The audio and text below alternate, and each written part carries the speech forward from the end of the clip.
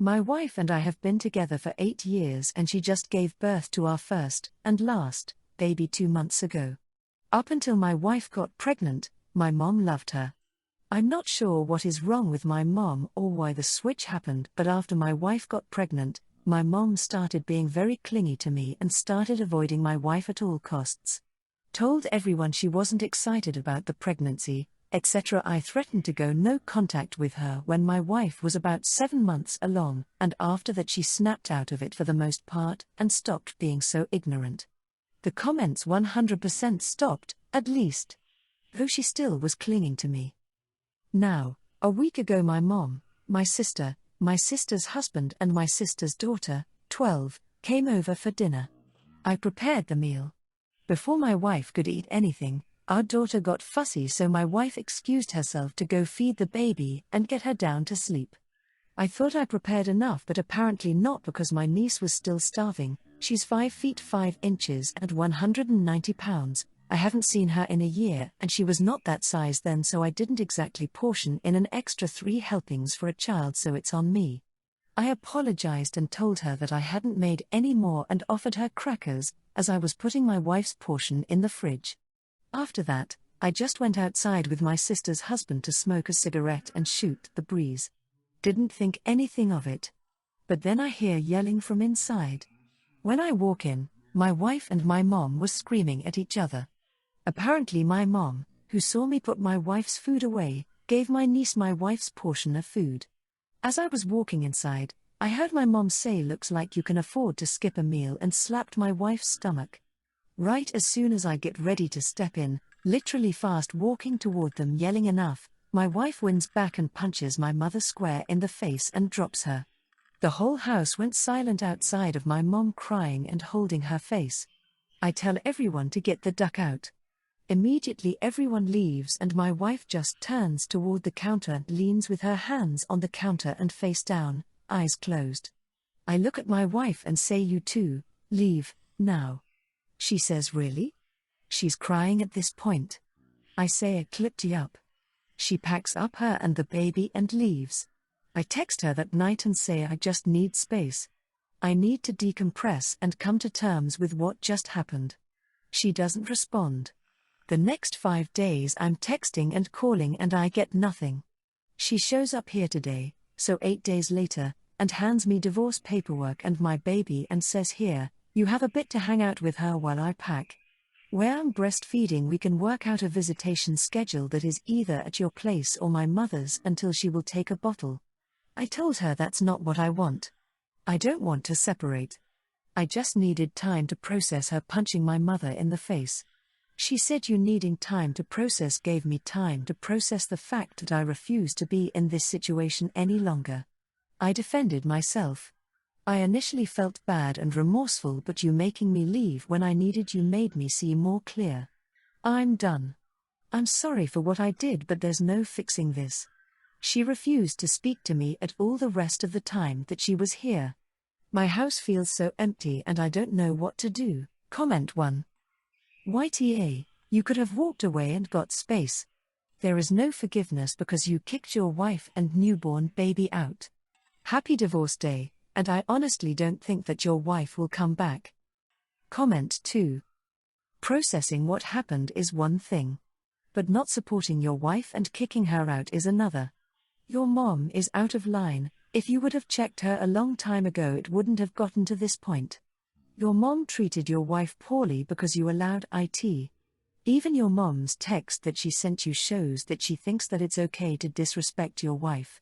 I guarantee your wife had been putting up with your mom's crap for a long time.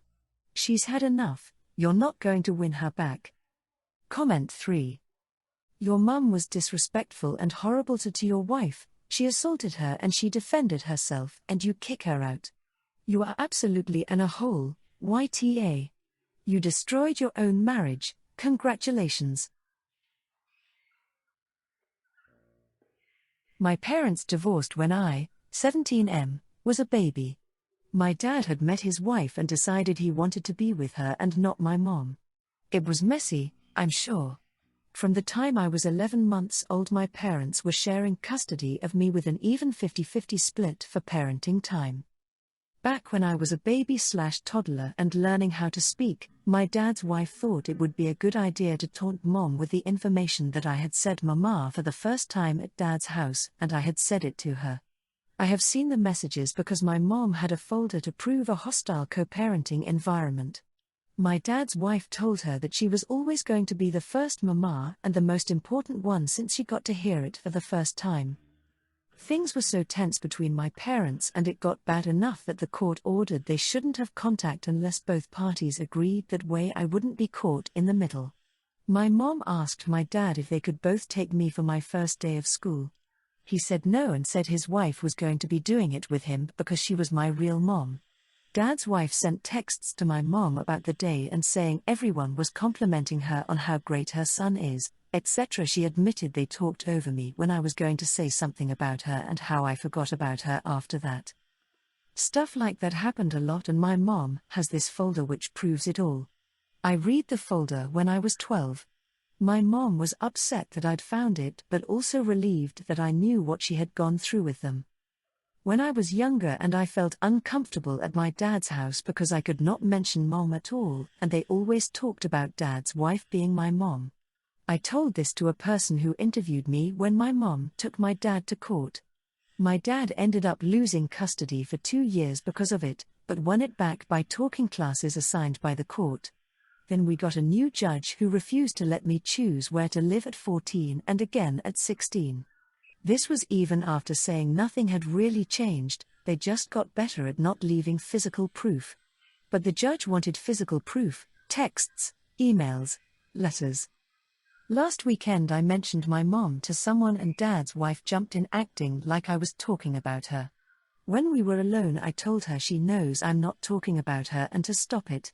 She was visibly annoyed by that and told me I have 2 moms and should be proud of that. I told her I don't have 2 moms and would never be proud to call her my mom because she is nowhere near as good as my mom. I told her I know it bothers her that I don't call her mom. I said it was what she deserved for the whole mama thing when I was a baby. I made sure I taunted the point that she will never hear me call her mom. My dad was furious at me for talking to his wife like that. His wife was acting like she was about to cry for days after and told me it really hurt her feelings that I was so spiteful toward her. It was hell for the rest of that week. Comment 1, NTA she's not your mother and have no right to force you call her that. Nor to say this kind of stuff to you mom. Both her and you father major are for all of that. Stand your ground. You will be 18 soon, so I hope that this stalemate situation will be resolved and you will be able to cut off contacts with these people. Comment 2. NTA and tell your dad he's the pot calling the kettle black. You're spiteful? What about the way they treated your mom all these years? Tell him they lead by example all these years, and if they can't handle it, then they shouldn't dish it out in the first place. And that he needs to seriously consider a change of behavior towards you and your mom, unless he wants to destroy his relationship with you. And tell him he needs to rein in his partner's entitlement over you, as she's gone way too far for too long. You're a person, not a possession to argue over. Comment 3. NTA you're giving them what they dished out. They used you to get to your mom. Stepn is just mad she can't use you against your mom anymore. They had it coming, so NTA. Plus you just spoke the truth. They can't be mad just because they don't like the truth. If anything, start recording wherever they start bashing your mom or saying hostile things so you can have evidence to hopefully push to have a right to choose. Also, I recommend on custody switches that it's done at a police department because you can have a cop present to report that you denied wanting to go with your bio dad and explain your reasons of it being a hostile environment, etc., and then you can bring it to court. It worked for me when my bio dad kept trying to have me go with him. Hopefully it helps you. My son, 11-year-old, requested sushi for his birthday dinner, so I made reservations at a local sushi place. Found out my in-laws were coming into town and they wanted to get together, so I invited them along. My sister-in-law hates any food that is of any Asian origin, says it gives her migraines, and in the past would usually decline going out if we did not accommodate her, and we almost always accommodated her. I spoke to my son about how his aunt did not like Asian food and asked if he would consider another location. He really didn't want to switch, he is obsessed with sushi. So I called in-laws, explained the situation, and told them they could come to our house for the Super Bowl the next day instead if they wanted. They said they wanted to see us on both days. I figured it was their decision. Sister-in-law calls me the morning we had reservations and asks if we can change the restaurant. I said I was sorry but I already asked. I sent her the menu and told her they might have other food and to check. She again complained about the likelihood of getting a migraine. I told her I was sorry, but that was all my son wanted and she was welcome to come the next day to spend time with us. She chose to come anyway. Long story short, she orders a Chinese dish although other items were available, hates it, almost vomits at the table. Then my male and brother-in-law feels sorry for her. My oldest daughter also felt bad. All the attention was on sister-in-law when they brought out my son's birthday dessert. The whole scene kinda ruined the moment, but I tried to make the best of it. At the end of the meal, Mill turns to me and says what a shame it is we had to have Asian food and now sister-in-law will be sick for weeks. Apparently her migraines do not go away when she smells or eats Asian anything, right in front of my son. Son of course now feels bad. Night ruined. Edit, son has other celebrations planned this weekend, so don't worry about him, he's gonna have a blast. We had a nice talk about when to and when not to feel guilty about something. This was one of those situations where he shouldn't take any of the blame. Sister-in-law was not formally invited. My in-laws stay with her when they come to town. She chose to tag along. I was hoping she would either not come or order one of the American dishes. In-laws are nice despite their enabling sister-in-law's behavior and her never-ending medical issues. I could not tell her to stay home, it would have ruined the night just as much and hurt my son's feelings. He loves them. Some of you are confused about the type of restaurant. Their main attraction is sushi, but they also have a menu with Thai and Chinese dishes as well as a couple of American dishes for picky eaters. Comment 1. Don't feel bad, your sister-in-law chose to came as she purposely made vomiting sounds etc. to teach you a lesson for next time. It was a clear manipulation move to make you feel bad that you forced her to eat this. She had an option to not come or not even eat. This option was presented multiple times to them, and instead of focusing on your child's birthday, she desperately needed the attention to be on her. If your son feels bad, please have a chat to him, and it's a good time to present the whole an invitation is not a summon, and we shouldn't feel bad for the choice sister-in-law made to come, and we shouldn't do that to others either. Comment 2. NTA.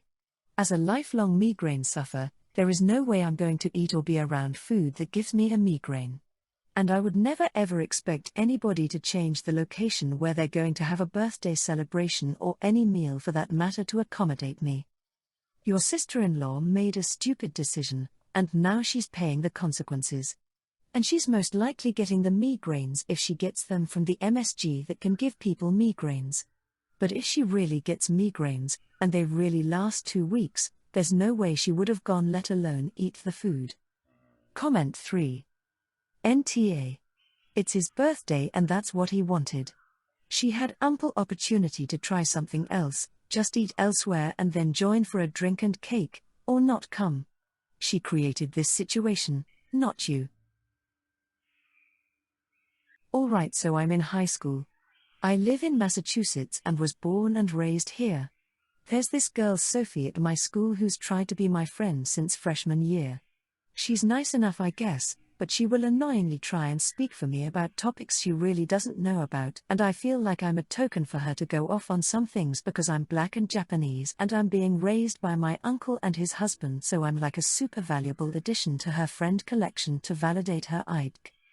Sophie's family is vegan and she will go off about how it's our job to speak those without a voice, and said I especially should know that. So one time I tried explaining that my uncle literally grew up so poor his family hunted and also ate roadkill to get by, so I mean they ate things like possums, squirrels, nutria, alligators, whatever, and extended family still lives like this because there's people in poverty that don't have many choices. She just shut it down saying it doesn't matter why, it's immoral to eat animals for any reason, and also basically implied that the level of poverty I'm talking about doesn't exist in the US. So anyway, my uncle made jambalaya and it slaps, so I brought it for lunch. She was asking about it and I was like, it's jambalaya. She had no idea what it was and I said, I don't know, it's Cajun food. Then she asked what's in it, so I said this one had like rice, tomatoes, peppers, celery, pheasant, andouille, Cajun spices. She said she was just so interested to learn about my culture, and I said it's not really my culture, it's my non-bio uncle's side. She asked if she could try some and I said it's got pheasant and andouille in it and she didn't seem to care, so I said sure, try some then. She really dug in and next thing I know she's spitting it out and asking if there's meat in there, and I'm like, yeah, like I just told you. Apparently she thought I was describing specific spices that were in there, and didn't realize a pheasant is a bird. She's kind of now got a lot of people at school texting me telling me I'm pretty terrible for tricking her and that I need to apologize to her, and even my friend implied she thought I did it on purpose because it's clear I don't like Sophie. Yeah, she annoys me, but I wouldn't try and make her eat something she doesn't want, but I told her twice what's in the food. I'd what else to do about that. Comment 1. NTA. I'm vegan and it's on me to know what I'm eating. It's not like you offered the food to her, she is the one who asked to try it. Her lack of knowledge about different animal names is not your fault. If she had any doubts, she should have asked if there was any meat in the food. Honestly, I've never had vegan jambalaya. It's pretty safe to assume that 99.9% of all jambalaya has meat in it. Comment 2. NTA. You are all in high school, so you are at least 15 years old. I would think most people would know what at least a pheasant is. Either her education is lacking or she's not that smart. You didn't lie to her. She needed to be more specific with her question to you and should have just asked whether it had meat in it before she tried it. Comment 3. NTA. You are not responsible for this teenage person somehow not knowing what jambalaya is or that a pheasant is a bird and andouille is a meat sausage. These are pretty common knowledge across the US. She asked to try your food. You told her exactly what was in it and she insisted on trying it. She could probably see that there were chunks of meat, I'm sure. None of that is a trick by you. Maybe she was setting you up to be the bad guy by claiming she did not know and running to tell everyone you tricked her. If I were her, I'd be embarrassed at my lack of knowledge and would keep quiet about the whole thing.